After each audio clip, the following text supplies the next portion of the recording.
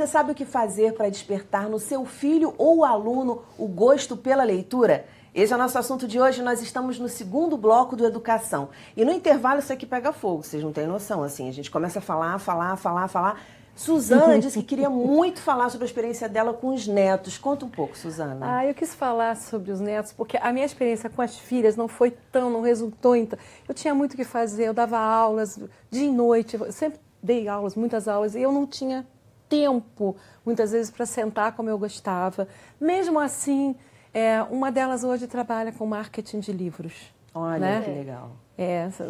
Acho que uma de vocês o conhece legado foi a minha deixado, filha, né? que trabalha, enfim, ela hoje é gerente de marketing, trabalha com livros. A outra não, já na área administrativa, mas com produção cultural e tal, mas são leitoras razoáveis. Agora, as netas, foi assim uma experiência maravilhosa, porque eu comecei colocando sempre livros na altura da criança. Quer dizer, a estante tem que estar... Né, a parte de baixo da minha estante da sala está dividida em duas, eu tenho duas netas, cada uma para uma faixa etária. E eu vou mudando conforme elas vão avançando, né, mudando um pouco o que eu acho, embora a faixa etária, como diz o Ziraldo, né, é uma questão também de mercado. É mercadológica, né, basicamente. Não existe isso. E o que aconteceu? Eu comecei a ler para minha neta. Ela começou também a ler junto comigo, inventar histórias. E com 5 anos, ela aprendeu a ler sozinha. Ela lê, ela está com 9, já é uma leitora há 4 anos. Ela entra numa livraria, ela vai sentar e fica lendo. Ela chega na minha casa, passa a mão num livro, eu tenho que gritar, chamar ela, né, lá da cozinha para almoçar e ficar toda... Porque ela fica fascinada. E a menor, que tem 3 anos, que vê a irmã lendo o tempo todo, já está assim, perto da biblioteca. Para elas, eu coloquei uma cadeirinha, uma poltroninha, que a menor já senta, pega o seu livrinho. E outro dia me pediu quero aprender a ler. Aí ela pega um livro, às vezes de cabeça para baixo, começa... Ela quer ler. Não, e essa coisa de ler alto me lembrou, sabe que filme? O Leitor, que a mulher já dentro da prisão, lindo, né? ouvindo a fita e acompanhando, ela aprende a ler e a escrever. É maravilhoso. Você trouxe uns títulos aí que você geralmente lê para elas. Algumas coisas que estão aqui. Por exemplo, a criança pequena, por exemplo, ela pode, né? São livros, né? Mas que são livros lúdicos em que ela vai encaixando, né? Então vamos procurar onde está o coração. Aí vamos achar o coração. Suspende mais um pouquinho o livro. Assim, né? Você vai completando, né? Você vai... aqui, já fiz um barco, né? E a criança vai detectando que objeto é esse. E isso é uma leitura. Né? Essa é uma leitura. O objeto, o livro está na mão, ela acostuma com o objeto que é meio brinquedo. E outra coisa, eu misturo nas bibliotecas delas, das duas, eu misturo brinquedos. Então tem um tamborzinho, tem uma flauta, tem uma boneca, né? Em que elas vão ali, passam a mão na boneca, brincam, depois largam a boneca e pegam um livro. Né? Então é uma coisa sempre foi. A geladeira da minha casa, a minha neta aprendeu a ler na geladeira da minha casa. Uma geladeira branca. Você bota o quê? Aquelas letrinhas? E ela começou a fazer vovó, mamãe, papai. Olha quanta dica legal, gente. E ela brincando. começou a querer ler assim. Hoje as letras já acabaram, tem algumas, e a minha neta menor já me cobrou que ela quer letrinhas porque ela quer ler. Ela fica brincando com algumas letras que ainda...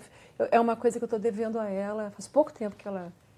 E além de ler o mundo, ver outros olhares, criar empatia, porque já foram feitas pesquisas que mostram que as pessoas que leem têm mais empatia com os outros, são mais gentis. Tem a questão da criatividade também, porque no nosso milênio que a gente está, o que a gente valoriza é o profissional criativo. Então tem toda a questão da imaginação da criança, porque ele já imagina um monte de coisas, né? Imagina se você regar aquilo com leitura.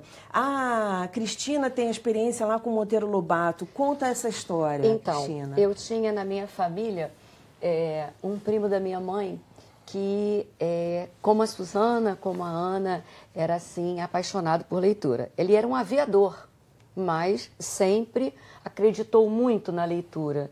Então ele ia à minha casa, era meu aniversário, ele levava um brinquedo e um presente do Monteiro Lobato, né? Um livro que ele escolhia para mim. Então eu acabei ficando com a coleção graças ao meu primo Elcio, que me proporcionava a cada aniversário. No final, quando eu fui ficando maior, eu já dizia para ele assim, ó, primeiro o livro, depois o brinquedo. Porque eu ficava fascinada pelo livro, porque eu queria ler aquela nova aventura do nosso amado Monteiro Lobato, que encanta tanto as pessoas. E, assim, uma outra história que eu li, que eu também fiquei encantada, foi com Garcia Marques. Porque eu li sobre isso, fiquei encantada. O primeiro grande problema que ele teve, quando ele estava naquela vontade louca de ler, porque ele ouvia uma letra, um som, não entendia bem aquilo, não conseguia, né, fazer a união, e ele dizia assim, mas como assim? M, e no final vira má, até que ele teve contato com o método montessoriano, que é o lá do país dele, né? E aí ele começou, com a explicação da professora, a entender. E o primeiro livro que ele leu foi o livro As Mil e Uma Noites, que ele ficou apaixonado pelo livro. No início ele não sabia que era esse livro. Um dia disseram para ele, era esse livro que você lia. Então veja como é que ele foi. Ficava assim, num lugar, e ele pegava e lia, e tentava ler. E começou tendo todos esses, vamos dizer, essas indagações, né? E ele diz mesmo que ele era um aluno que, diante dos professores, os professores diziam assim, mas caramba, eu estou te fazendo uma pergunta e você me vem com algo que alguém falou. E ele dizia assim, porque ele dizia assim, eu não gostava da matéria dele, eu tinha que saber responder. E eu respondia muito, né? Novos olhares, né? Isso. Olhares que ele tinha acesso, Exatamente. até para construir o dele, que a gente conhece, que foi maravilhoso, um né? homem maravilhoso. Isso. Ana, você falou, eu não posso esquecer de falar isso. A gente está falando aqui da nossa experiência, né, e da experiência do Garcia Marques, imagina. Pessoas que gostam de ler, pessoas que já nascem com aquele bichinho de, né, você curte aquilo. Eu lembro quando no colégio eu li Clarice Lispector, eu falei, meu Deus, assim, isso é muito maravilhoso. E quase ninguém da minha turma gostava, assim, por causa do, não entendi nada desse livro, ele é chato, aquele clássico, né, do adolescente, ele é muito chato. Então, eu acho que tem esse lado também, de muita gente, tem um monte de adolescente que continua achando que ler é chato, porque as coisas erradas chegam naquele jovem. Então, assim, criar o hábito é um desafio muito grande. Assim, pra qualquer coisa, né? Comer saudável, beber água, pra mim, pelo menos, é difícil. Entendeu? Eu não sinto muita necessidade de beber água, não sinto muita sede. Você tem que se forçar. Criar esse hábito. E é uma coisa que sempre me perguntam muito, mas tem esse mito, né? O brasileiro não gosta de ler, o brasileiro... Isso não é mito, é verdade. Lê pouco, acabamos de falar aqui, 4 livros por ano, é muito pouco. Mas porque não tem o hábito, porque não estamos cercados por livros, não tem um estímulo para aquilo muito tão presente na sua vida, a ponto de você estar sempre envolvido com ler. Então, assim, como criar esse hábito, né? O que fazer? O professor pode ajudar. Sim. Porque, por exemplo, você às vezes recebe as dicas de um professor sobre um livro e você diz assim, caramba, esse livro deve ser muito bom. Não é? E você acaba lendo. Exato. Tem uma questão também, por exemplo, quando chega no nível médio, né, os professores, eu digo, realmente é uma pena, né, mas muitos professores não são leitores, né? Então, é muito difícil, por exemplo, eles trabalharem com alguns livros que os alunos são obrigados a ler, ou pelo menos ouvir falar no ensino médio, que são os clássicos, né? Machado, Alencar, né? Você tem os clássicos e você tem que falar. Se o professor não leu, ele não vai conseguir seduzir o aluno. Sim. Então, por exemplo, sei lá, você dizer, olha, hoje vocês vão ler um livro da história que é a história de um homem que se apaixonou por um pé. Aí, imagina se apaixonar por um pé, né? A Pata da Gazela, do José de Alencar. Mas se ele não tiver lido o livro, ele não vai conseguir falar com tanta naturalidade desse assunto. Mas como? É um homem que se apaixonou e que anda a cidade toda. É um homem que vai ao teatro, na hora da saída, ele vê uma senhora, na época, entrar num carro e ele vê apenas o pé. E ele fica apaixonado e passa a história toda buscando a dona daquele pé. Uma espécie de Cinderela. É isso que eu ia falar. Né? Mas já na época do Alencar, com os costumes da época, os vestidos, as roupas, tudo isso você pode estudar. E fica fascinante na linguagem contemporânea. O que o pessoal está lendo aí? Qual o gênero que os adolescentes, por exemplo, gostam mais de ler? Acho que tem leitor para tudo, né? Hoje em dia, acho que já de um tempo para cá... Mas tem febre? Tem alguma febre? Nesse momento não tá nada muito, assim, diferente do que já tem estado nos últimos 3, 5 anos. Tem bastante fantasia boa, um pouco mais adulta até, não exatamente adolescente, assim, 14 anos, uma faixa etária acho que acima de 16. E eu tenho visto que, assim, não parou desde o Culpa das Estrelas, continua tendo muito livro contemporâneo bom, assim, histórias reais, histórias sem muita magia, né? História do mundo real, com personagens reais, com coisas que acontecem, romance, dramas, acho que está bem dividido nisso. Cristina, o pessoal do PH está lendo mais o quê? Eles gostam muito de mistérios, né? Assim, aqueles mistérios que os livros apresentam, o segredo que o livro traz. Sim, mas lá também nós temos, como a Suzana falou, ler os clássicos, né? Nós sempre fazemos questão de ler os clássicos, mas assim, sempre colocamos algum livro que um dia encantou uma turma anterior, 2 turmas anteriores, e aquilo, vamos dizer assim, se encantou alguns, vai provavelmente encantar os próximos. E nós fazemos novamente...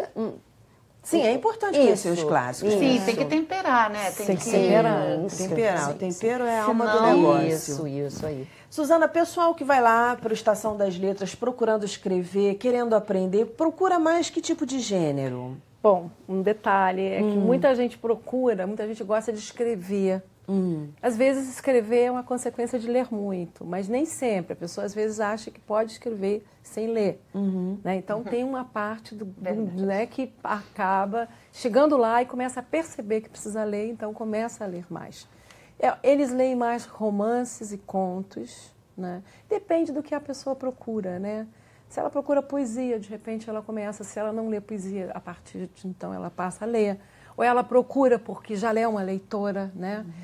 A leitura de poesia é uma leitura, é muito mais raro você encontrar leitores para poesia, pois né? A gente até conversei em outro programa que as crianças adoram poesia. Não sei o que acontece que depois dizem que não gostam, né? Se tornam adultos. Dificuldade de entender. Você pegar uma poesia onde há inversões, onde há, vamos dizer assim, uma certa dificuldade, sem um apoio e a ajuda do professor, aquilo desencanta o aluno. Por isso ele acaba... eu vou falar uma coisa para você, eu também tenho uma observação sobre isso. Programa novo, mas eu estou com o meu tempo estourado. Vou dar a palavra para eu vou fazer uma observação que é uma observação mais complexa. A poesia tem uma linguagem, tá? Que ela é uma linguagem muito... ela se dirige a todos e a cada um em particular. Você lê um poema não precisa de explicação, em primeiro lugar. Não precisa ninguém explicar. Você sente o poema, é feito para você sentir, sentir. É claro que o professor, né, ele tem um papel ali muito interessante, porque ele vai provocar. Você lê, você não precisa dizer o que o poema quer dizer, como se cobra muitas vezes nas escolas. Você leia um poema, diga o que o poema quis dizer. Eu fico com um pouquinho de pena, às vezes, dos alunos, quando os professores vêm com esse tipo de exercício. Porque tem que acertar na leitura o olhar do outro, a poesia, né? Ela quer dizer tantas coisas. A imagem poética, ela quer dizer tantas coisas, sabe? Que é impossível ter uma resposta certa. E é impossível que o professor saiba. O professor não sabe, coitado do professor, ele não precisa saber. Ele tem que estimular a ler, ele pode transformar a poesia numa coisa lúdica na sala de aula, mandar desenhar o que vier à cabeça, mandar cantar um poema, dizer o poema em voz alta, sabe? Dizer o que acha do poema. atua num nível de subjetividade muito grande. Então, fazer prova de poesia é uma lástima. Por isso que prova eu falei de literatura, eu sou contra a prova. Por isso que eu falei, poesia dá um outro programa. Gente, muitíssimo obrigada pela participação de vocês no programa. Parabéns pelo trabalho. Sucesso. O nosso programa fica por aqui. Na segunda-feira que vem, nós temos encontro marcado às 9 horas da noite. Educação, se você não se envolver, não rola. Dias felizes, paz do eu e até lá.